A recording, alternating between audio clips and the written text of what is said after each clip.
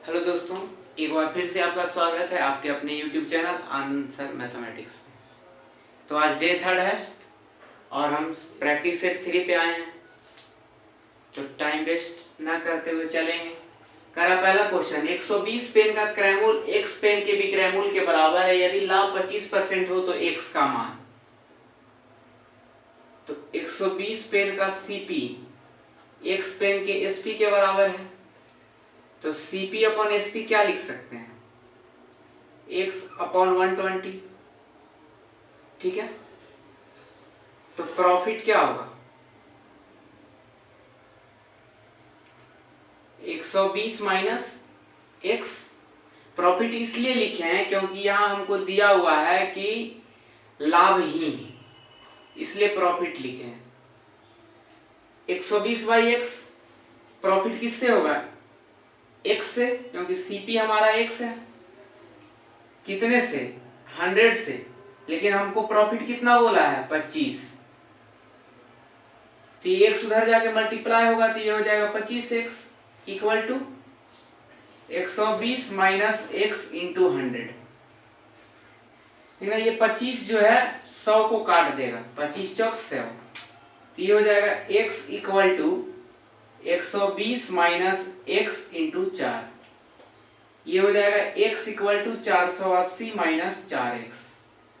x 4x इधर आएगा तो ये हो जाएगा 5x, 5x बराबर 480, तो ये हो जाएगा x बराबर 480 बाई 5। 5 से ये कट जाएगा 45 और 6 96 बार में। ठीक है, तो जो x का मान होगा वो हमारा हो जाएगा 96। तो 120 पेन का क्रैमूल 96 पेन के विक्रैमूल के बराबर होगा। कब? जब लाभ 25% हो, जब लाभ 25% हो। क्वेश्चन नंबर सेकेंड है हमारे पास, क्या है? एक्स स्क्वायर प्लस 1 बराबर 2x हो तो x माइनस 1 बाई एक्स बराबर क्या होगा? 4 ऑप्शन है। पहला ये ऑप्शन 0 है, तो ये एक्स स्क्वायर प्लस 1 बराबर 2x है। अगर इस 2x को इस साइड लाएं तो 2x माइनस में आएगा, प्लस 1 हो जाएगा। अगर इसको हम फैक्टराइज करते हैं तो एक्स स्क्वायर माइनस का x प्लस का 1 लिख सकते हैं। यहां से कॉमन हो जाएगा x इंटू एक्स माइनस 1। यहां से माइनस 1 कॉमन लेंगे तो ये हो जाएगा x माइनस 1। तो हर हाल में x माइनस 1 ही आएगा, तो x इक्वल टू 1 हो जाएगा। कह रहा x माइनस 1 बाई एक्स, तो x इक्वल टू 1 तो हो गया, लेकिन 1 बाई एक्स बराबर क्या होगा? अगर x इक्वल टू 1 है तो 1 बाई एक्स बराबर 1 बाई 1 कर सकते हैं, जो 1 होगा। और हमसे पूछ रहा है x माइनस 1 बाई एक्स क्या होगा? तो 1 माइनस 1 बाई 1, तो 1 1 0 ही होगा, तो 1 माइनस 1 यानी कि 0। तो इसका ऑप्शन हो जाएगा ए। एक्स स्क्वायर प्लस 1 बराबर 2x हो तो x माइनस 1 बाई एक्स हो जाएगा 0।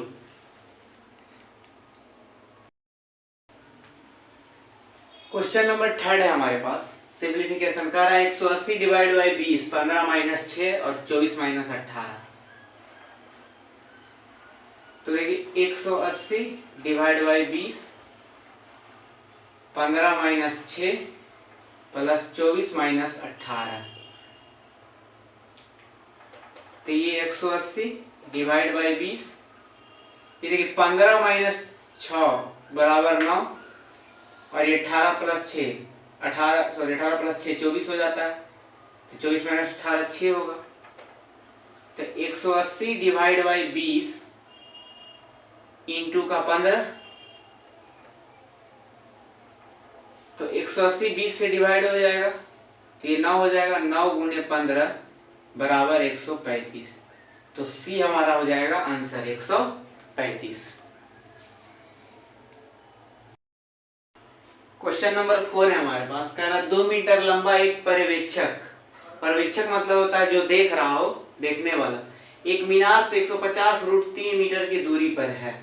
पर्यवेक्षक की आंख मीनार के शीर्ष का उन्नयन कोण 60 डिग्री है, तो मीनार की ऊंचाई बताएं। सबसे पहले तो इसका फिगर बनाना पड़ेगा हमको कि 2 मीटर लंबा एक परीक्षक है, एक परीक्षक है, ठीक है ना। 2 मीटर इसका हाइट है, एक मीनार से 150√3 की दूरी पर है, 150√3 मीटर की दूरी पर है। परीक्षक की आंख मीनार के शीर्ष का उन्नयन कोण 60 डिग्री, मान लेते ये मीनार है तो इसका उन्नयन कोण जो है वो कितना है 60 डिग्री। तो ये हो गया ए, ये हो गया बी और ये हो गया सी, ये हो गया हमारा 60 डिग्री। तो पूछ रहा है मीनार की ऊंचाई बताएं, मतलब ये हाइट, तो थीटा के सामने वाले एंगल को परपेंडिकुलर कहते हैं, तो ये परपेंडिकुलर हो गया। और हमको पता है कि जब परपेंडिकुलर पता करना है तो tan थीटा बराबर होता है P by B, perpendicular by base. अगर tan 60 डिग्री है, P पता नहीं है, P को P ही रहने देते हैं, और बेस तो हमको पता है कि 150√3 है, इसको 150√3 लिख देंगे। tan 60 का वैल्यू होता है √3, तो √3 बराबर P इंटू 150√3। तो P बराबर लिख सकते हैं ना 150√3 इंटू √3, और √3 इंटू √3 बराबर 3 हो जाएगा। तो 150 गुने 3 तो 15 तिया का 45, 450 मीटर। तो वो जो मीनार होगा उसकी ऊंचाई कितनी होगी 450 मीटर। ये मीनार की ऊंचाई 450 मीटर होगी।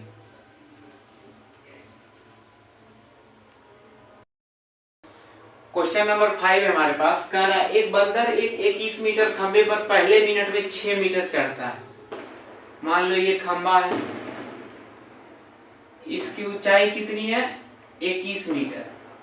कह रहा है पहले मिनट में 6 मीटर चढ़ता है, तो मान लो 6 मीटर यहाँ कहीं होगा, थोड़ा दूर में मानते हैं 6 मीटर मान लो यहाँ होगा। तो यहां से यहां जाने में उसको 1 मिनट लगता है, 1 मिनट का समय लगता है, तथा अगले मिनट में 3 मीटर नीचे फिसल जाता है, 3 मीटर नीचे फिसल जाता है। तो मतलब 3 मीटर यहां आ जाता है दूसरा मिनट में। तो प्रथम मिनट में 6 मीटर, दूसरे मिनट में 3 मीटर नीचे, तो टोटल 2 मिनट में 3 मीटर चढ़ता है। 2 मिनट में 3 मीटर चढ़ता है और उसको जाना है 21 मीटर। कितना जाना है 21 मीटर। तो ऐसे सवाल में क्या करते हैं कि ऐसे इसको तोड़ा जा रहा है कि जो प्रथम मिनट का जो शेष है, प्रथम मिनट जो वो चढ़ता है उसके आसपास आ जाए। तो देखो कि अगर 1 मिनट में 6 चढ़ रहा है तो अंतिम मिनट जो होगा उसके चढ़ने से पहले उसको 15 मीटर चढ़ना पड़ेगा। अंतिम मिनट में वो जो चढ़ेगा उससे पहले पहले मिनट में उसको 15 मीटर चढ़ जाना है, क्योंकि लास्ट मिनट में अगर चढ़ ही जाएगा तो फिर नीचे फिसलने का कोई उपाय नहीं है, वो टॉप पे पहुंच जाएगा। और क्वेश्चन हमसे पूछ रहा है कि खंबे की चोटी पर चढ़ने में कितना समय लगेगा, तो 15 मीटर ही जाना है। तो अगर 2 मिनट में 3 मीटर, तो 15 मीटर जाने में, तो 3 गुने 5 15, तो 2 गुने 5 यानी कि 10 मिनट। तो 10 मिनट में 15 मीटर चढ़ जाएगा। लेकिन अगले मिनट में जैसे ही अगला मिनट आएगा 6 मीटर ये चढ़ जाएगा, और इसको चढ़ना 21 ही है, तो 15 6 21 और 10 1 11 मिनट। तो इसको जो टोटल टाइम लगेगा 21 मीटर चढ़ने में वो कितना लगेगा 11 मिनट का, क्योंकि वो लास्ट मिनट में तो 6 पहुंच ही जाएगा टॉप पे, फिर नीचे आने का कोई उपाय ही नहीं है। क्वेश्चन नंबर 6 है हमारे पास, कह रहा 2 वर्ष के लिए समान ब्याज दर पर 15,000 की राशि पर प्राप्त चक्रवृद्धि ब्याज और साधारण ब्याज का अंतर 24 रुपया है। चक्रवृद्धि ब्याज और साधारण ब्याज का अंतर 24 है तो वार्षिक ब्याज की दर बताएं। तो हम पढ़ें कि जब भी 2 वर्ष का अंतर दे साधारण ब्याज और चक्रवृद्धि ब्याज का, 2 वर्ष का अंतर, तो PR²/100 का स्क्वायर लिखते हैं। तो 2 वर्ष का अंतर कितना है? 24 रुपया है। प्रिंसिपल हमको मालूम है कि 15,000 है। रेट बताना है तो ये R² और 100 का स्क्वायर मतलब 2 जीरो और, तो 3 शून्य से 3 शून्य कट जाएगा। 3 पचे 15, 3 8 24, 5 दूनी 10, तो R² बराबर हो गया 16, तो R बराबर हो जाएगा 4, यानी कि रेट जो है 4% होगा जब साधारण ब्याज और चक्रवृद्धि ब्याज का अंतर 24 रुपया होगा 2 वर्ष के लिए, जब मूलधन 15,000 हो। क्वेश्चन नंबर 7 है हमारे पास, कह रहा है 3 के पावर 45 -1 और 3 के पावर 35 -1 का HCF ज्ञात करें। ठीक है, ऑप्शन भी 4 है, 80, 242, 81 और 728। तो 3 के पावर 45 -1 एंड 3 के पावर 35 -1। तो HCF निकालने के लिए क्या करेंगे कि 45 और 35 इसका HCF क्या आ जाएगा? 5 आएगा, और दोनों जगह -1 है तो इसको -1 लिख देंगे। तो 3 के पावर 5 हो जाएगा और माइनस का 1, 3 के पावर 5 और -1। तो 3 के पावर 5 कितना आएगा? 27, 27 × 81, 81 × 3 243, और उसमें 1 माइनस कर देंगे तो 242। तो 3 के पावर 45 -1 और 3 के पावर 35 -1 का HCF जो होगा वो हमारे पास कितना आएगा? 242। तो ऑप्शन नंबर 2 हो जाएगा हमारा 242। क्वेश्चन नंबर 8 हमारे पास, कह रहा है एक वर्गाकार मैदान का क्षेत्रफल 7200 मीटर स्क्वायर है। 4 किलोमीटर/आवर की नियत चाल से चल रही एक साइकिल द्वारा इस मैदान को विकर्णित पार करने में कितना समय लगेगा?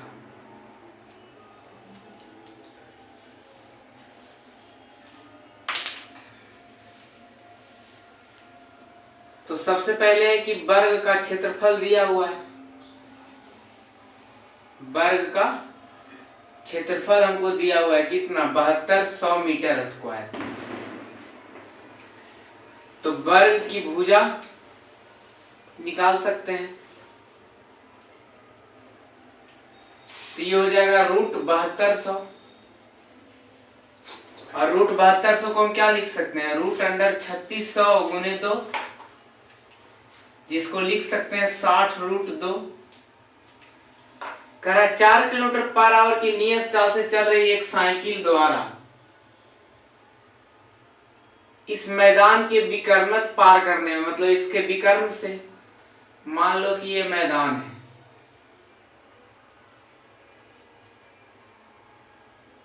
ठीक है,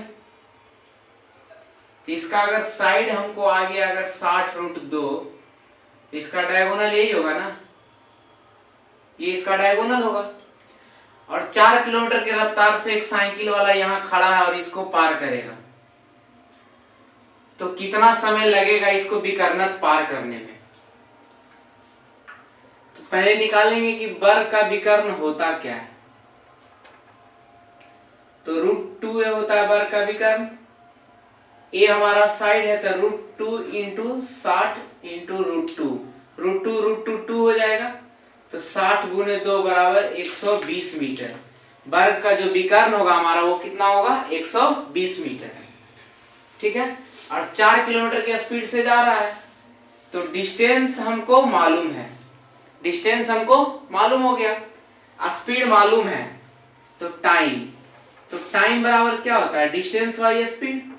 डिस्टेंस 120 है और 4 किलोमीटर/आवर चल रहा है, ये मीटर में है, इसको मीटर/सेकंड में चेंज कर लेंगे, तो मीटर/सेकंड में चेंज करेंगे तो 5/18 से मल्टीप्लाई, तो 18 ऊपर चला जाएगा, ये जगह 4 × 12 ये 30 हो जाएगा, ये हो जाएगा 5 छक्के 30।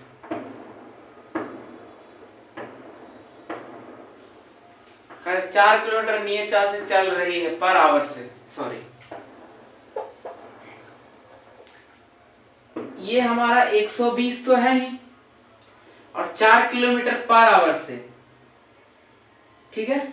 तो छोटा में गया ना, तो छोटा से गुना, मतलब कि ये हो जाएगा 18 और ये हो जाएगा 5। 18/5 से गुना करेंगे तो 4 तिया 12, ये हो जाएगा 30। 6 तिया 18 और 6 पचे 30। तो इसको टोटल 25/3 मिनट लगेगा।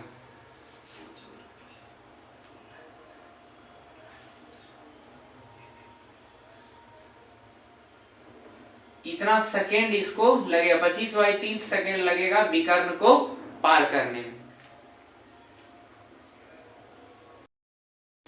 क्वेश्चन नंबर 9 है हमारे पास। कह रहा है ए और बी के आय का अनुपात 5:3 है। तो उनका जो आय है ए और बी का, ये हो गया ए और ये हो गया बी, 5:3 है। और उनके व्यय का अनुपात, व्यय का अनुपात कितना है? 9:5। और उनका बचत, उनका बचत कितना है? 2600 और 1800। कुछ नहीं, बस क्रॉस मल्टीप्लिकेशन करेंगे।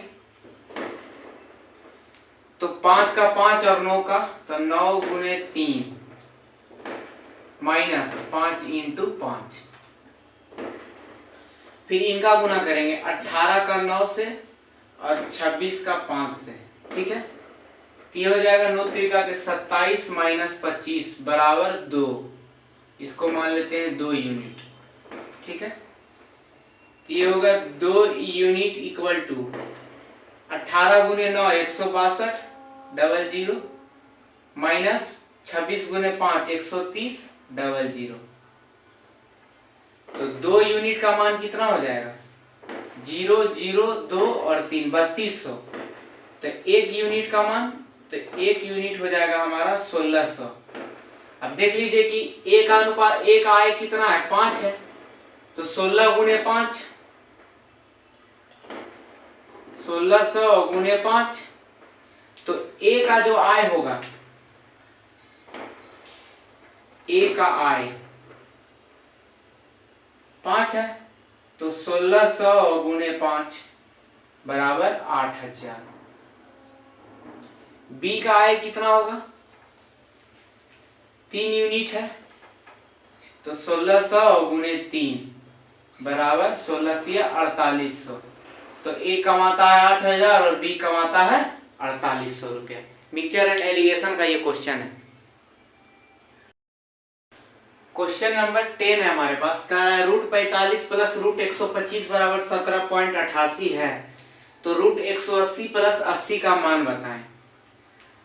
तो सबसे पहले तो इसको तोड़ेंगे हम कि √45 और √125। तो √45 है प्लस √125 बराबर 17.88 है।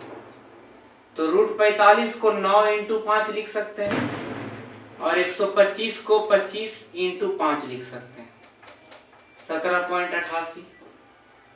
तो इधर से 3 बार आ जाएगा, 3√5 प्लस 5√5 बराबर 17.88। तो 5 और 3 8, 8√5 बराबर 17.88। तो √5 बराबर क्या हो जाएगा? 17.88/8। दूसरे इक्वेशन में जाएंगे तो कह रहा है √180 प्लस √80। तो √180 और 80 को इस तरह तोड़ेंगे कि 5 आना चाहिए। √180 और 80 को इस तरह तोड़ेंगे कि 5 आना चाहिए रूट में। तो क्या करेंगे? √180 को लिख सकते हैं 36 इंटू 5 180 प्लस √80 को 16 इंटू 5। 36 का 6 बाहर आएगा तो 6√5 प्लस 4 आ जाएगा बाहर 16 का, तो ये हो जाएगा 10√5। और √5 का वैल्यू हम यहाँ ला चुके हैं कि 17.88/8। तो हम मल्टीप्लाई कर देंगे 10 इंटू 17.88 और बाई 8 कट जाएगा। 8 से 8 दूनी 16, 1 18, 8 दूनी 16, 2 28, नहीं कट रहा है तो 17.88/8 4 से कट जाना चाहिए। 4 दूनी 8, 4 चौक 16, 1 18, 4 चौक 16, 2 28, 4 सत्ते 28, 4.47। ये 2 से कट जाएगा, 2 पचे 10, मल्टीप्लाई कर देंगे तो 7 पचे 35, 3 5 चौक 20 और 3 23, बच जाएगा 2, 5 चौक 20 और 2 22, 22.35 आएगा। अगर 45 √45 और √125 का मान 17.88 है तो √180 + 80 का मान 22.35 आएगा। क्वेश्चन नंबर 11 हमारे पास कर है ट्रायंगल एबीसी में angle A ratio, angle B ratio, angle C 2:3:5 है तो एंगल ए का समपूरक। कोई ट्रायंगल है, ये ए है, ये बी है और ये सी है। 2 3 के 5 के रेशियो में तो 2x 3x और 5x, और हम जानते हैं कि ट्रायंगल का मान 180 डिग्री होता है तो 2x + 3x + 5x = 180। तो ये 10x = 180 हो जाएगा। तो x बराबर लिख सकते हैं ना 18। अगर एंगल ए के समपूरक तो एंगल ए का रेशियो कितना है, 2 है तो 2x, तो 2x = 18 × 2 = 36।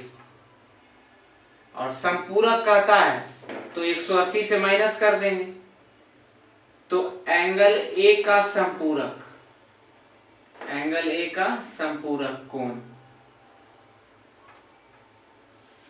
तो 180 डिग्री और -36 डिग्री आ जाएगा 4 4 144 डिग्री। मतलब एंगल ए का जो समपूरक कोण होगा वो होगा 144 डिग्री। क्वेश्चन नंबर 12 हमारे पास कह रहा है संख्या का 50% उस संख्या के 4/5 भाग से 21 कम है तो संख्या बताना है। तो मान लेते हैं कि वो संख्या x है,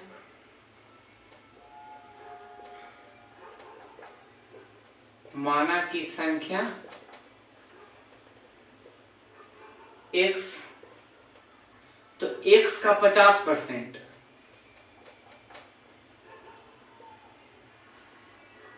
उस संख्या के 4/5 भाग, तो 4/5 भाग से 21 कम है, इक्वल हो जाएगा x का 50% यानी x/2 बराबर 4x/5 माइनस का 21। ये हो जाएगा x/2 माइनस 4x/5 बराबर माइनस का 21। 10 एलसीएम आ जाएगा तो 2 × 10, 5x, 5 दूनी 10 बराबर 8x माइनस का 21। इसको लिख सकते हैं ना -3x/10 बराबर माइनस का 21। माइनस से माइनस खत्म और 3 सत्ते 21 खत्म, तो x बराबर हो गया 70। तो वो संख्या कौन सा है, कह रहा था संख्या ज्ञात करें, तो वो संख्या कौन सा है 70, जिसका 50% उस संख्या के 4/5 भाग से 21 कम है।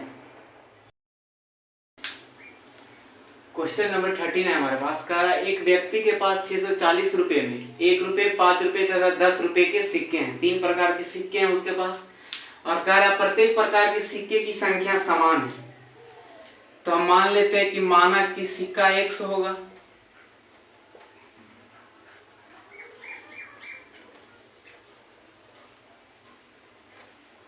x होगा, तो जो 1 रुपए का जो सिक्का होगा वो x होगा और 5 रुपए का जो सिक्का होगा वो 5x होगा और 10 रुपए का जो सिक्का है वो होगा 10x।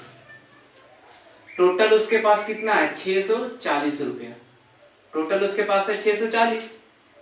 तो इसको भी टोटल कर देंगे तो टोटल है हमारे पास x + 5x + 10x बराबर 640। तो ये होगा 16x बराबर 640। तो x बराबर हो जाएगा 40। तो जो सिक्का है वो x आ गया और x का वैल्यू हमारे पास क्या आ गया 40। और क्वेश्चन में कहा कि प्रत्येक सिक्के की संख्या समान है। तो अगर ये 40 है तो बाकी जो सिक्का होगा 1 रुपये वाला, अगर 40 है तो 5 रुपये वाला और 10 रुपये वाला, ये भी सिक्का सब 40-40 ही होगा। तो 40, 40 और 40 मतलब जो टोटल सिक्का उसके पास है, उसके पास कितने सिक्के हैं? तो टोटल उसके पास जो सिक्का है वो कितना है 120 है। टोटल सिक्के उसके पास 120 हैं। 14 नंबर क्वेश्चन है हमारे पास। कह रहा है एक चिड़ियाघर में खरगोश और कबूतर है। चिड़ियाघर है, उसमें खरगोश और कबूतर होंगे। यदि सिर की संख्या 100 तथा पैरों की संख्या 290 है, तो हम जानते हैं कि सिर की संख्या अगर 100 है तो आदमी, अगर कह दे कि यहाँ 100 सिर है तो मतलब 100 आदमी है, ठीक है। तो उसी तरह अगर सिरों की संख्या 100 है तो ये फिक्स है कि वहां 100 होंगे खरगोश और कबूतर मिला के। तो मान लेते हैं कि अगर वहां x अगर खरगोश है तो कबूतर कितने होंगे, जो बच जाएगा यानी कि 100 माइनस x। करा उनके पैरों की संख्या 290 है, उनके पैरों की संख्या 290 है। तो खरगोश के पास 4 पैर, तो 4 से मल्टीप्लाई, कबूतर के पास 2 पैर, 2 से मल्टीप्लाई, और दोनों मिला के कितना पैर है 290। यहां से देखिए अगर काटेंगे तो काट देंगे, 2 दूना का 4, ये 2 से 2 और 2 से ये काटेंगे तो ये 145। ये हो जाएगा 2x प्लस 100 माइनस x बराबर 145। ये 2x इधर आके माइनस होगा, माइनस में है तो ये x हो जाएगा बराबर ये 145 माइनस 100। तो ये x बराबर कितना हो जाएगा 45। करा खरगोश की संख्या, खरगोश को हम x लिए हैं तो खरगोश 45 हो गया। अगर कबूतर पूछता तो कितना, तो कबूतर हो जाता 55। कितना हो जाता 55। तो खरगोश की संख्या 45 और कबूतर की संख्या 55। कह रहा है दो वृत्त की त्रिज्याओं का अनुपात 1:4 है, तो उनके क्षेत्रफल का अनुपात बताएं। तो मान लीजिए 2 सर्कल है, इसका त्रिज्या अगर ये 1 है और ये बड़ा वाला सर्कल है, इसका त्रिज्या मान लीजिए कि 4 है, ठीक है। तो उनके क्षेत्रफल का अनुपात तो क्या होता है पाई आर स्क्वायर, और ये भी होता है पाई आर स्क्वायर। अगर इसको R1 लिख देते हैं तो इसको R2 लिख देते हैं। तो अगर पाई से पाई तो कैंसिल हो जाएगा, यहाँ क्या हो गया R1 बटे R2 का स्क्वायर। R1 1 है, इसका एरिया त्रिज्या 1 है, इसका 4 है, तो 1/4, तो 1/4 का स्क्वायर तो 1:16। तो उसके क्षेत्रफल का अनुपात कितना होगा 1:16। जो नया जो बनेगा उसका क्षेत्रफल का अनुपात क्या होगा 1:16। कह रहा है दो प्राकृत संख्याओं का अनुपात 6:8 है और उनका गुणनफल 768 है, तो छोटी संख्या बताएं। तो मान लेते हैं वो संख्या x है,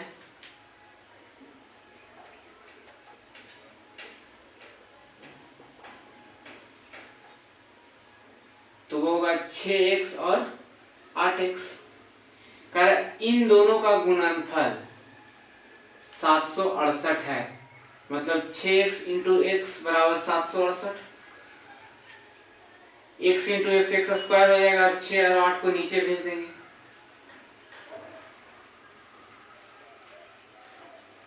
छह से कट जाएगा एक बार में, 6 16 6 दूनी 12 4 48, तो 6 8 48 कट जाएगा।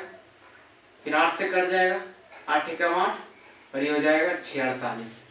ये हो जाएगा x स्क्वायर बराबर 16, तो x बराबर क्या हो जाएगा 4। कह रहा है छोटी संख्या, तो 6x 6 छोटा है इसमें, तो छोटी संख्या 6x, तो 6 गुने 4 बराबर 24। जो छोटी संख्या होगी वो क्या होगी हमारी 24। छोटी संख्या हमारी क्या होगी 24। कह रहा है एक घन का पृष्ठीय क्षेत्रफल 1014 मीटर स्क्वायर है, तो इसका आयतन ज्ञात करें। तो ये जो घन है, घन का पृष्ठीय क्षेत्रफल, घन का पृष्ठीय क्षेत्रफल कितना है? 1014 मीटर स्क्वायर। और हम जानते हैं घन का पृष्ठीय क्षेत्रफल होता है 6a स्क्वायर, तो 6a स्क्वायर बराबर 1014 मीटर स्क्वायर। तो a स्क्वायर बराबर कितना होगा? 1014/6, ठीक है। तो 6 से काट देंगे इसको, एक बार में 6, 41, 6 छक 36, 54, 6 9 के 54। तो a स्क्वायर बराबर 69 आ गया, 169। तो a बराबर आ जाएगा कितना? 13। कह रहा है इसका आयतन ज्ञात करें। तो हम जानते हैं कि घन का आयतन, घन का जो आयतन होता है वो होता है a क्यूब। तो 13 का क्यूब, मीटर में है 13 मीटर का क्यूब, तो 13 का क्यूब होता है 2197, ये सब याद रखिएगा।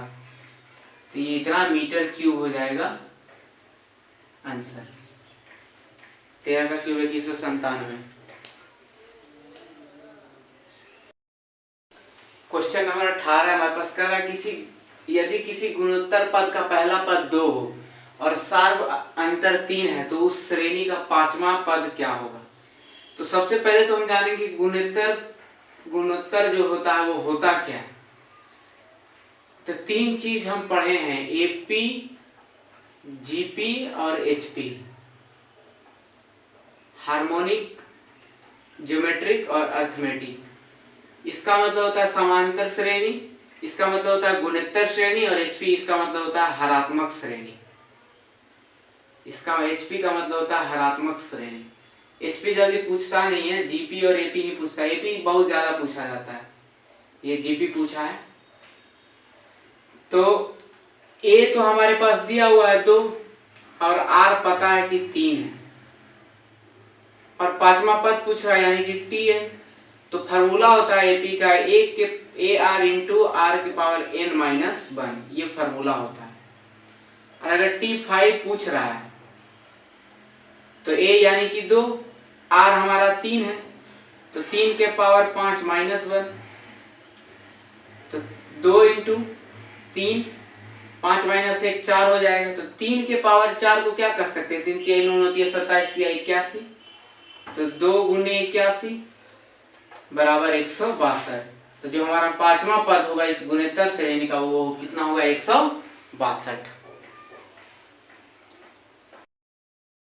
क्वेश्चन नंबर 19 हमारे पास का है 6 संख्याओं का माध्य 18 है, एक नई संख्या को शामिल करने पे माध्य 20 हो जाता है, तो शामिल संख्या बताएं। इसका बनाने का देखिए 2 तरीका है। पिछले क्लास में एक बताए थे कि मिलाने के बाद जो संख्या होगा वो कितना होगा? नया जो संख्या हो जाएगा बढ़ जाएगा। तो नाउ टोटल नंबर, अब नंबर कितना है उसका into difference of average, difference of average. तो नाउ टोटल नंबर अब कितना हो गया? 6 संख्या का माध्य 18 था, एक नया संख्या आ गया, तो टोटल नंबर अब कितना हो गया? 7 हो गया।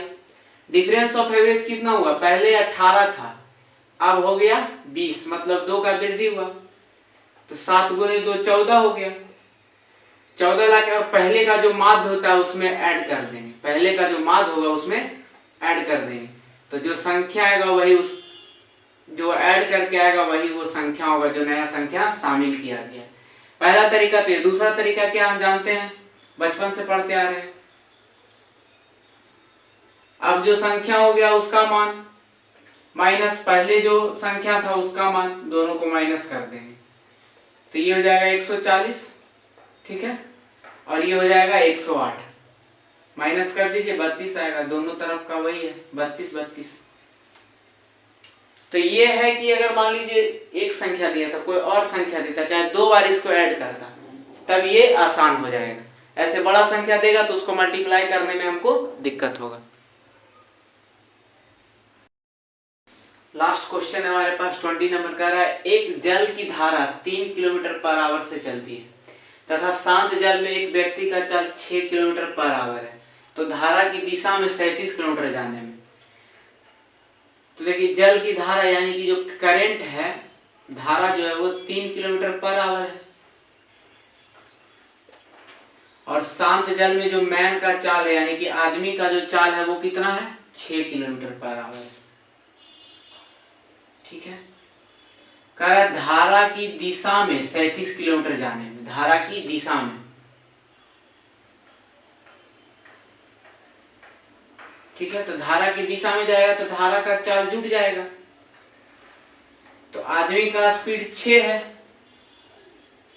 और धारा का जुट जाएगा, तो 6 + 3 9 हो जाएगा, और 37 किलोमीटर जाना है। अगर 9 किलोमीटर के स्पीड से जाएगा तो कितना टाइम लगेगा, तो 4 होल 1/9 आवर उसको टाइम लगेगा।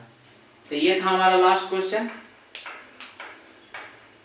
क्वेश्चन को रिवीजन करते रहना, इसी तरह का क्वेश्चन आएगा। ये सब क्वेश्चन प्रीवियस ईयर का पूछा हुआ है, इसी तरह का क्वेश्चन आएगा।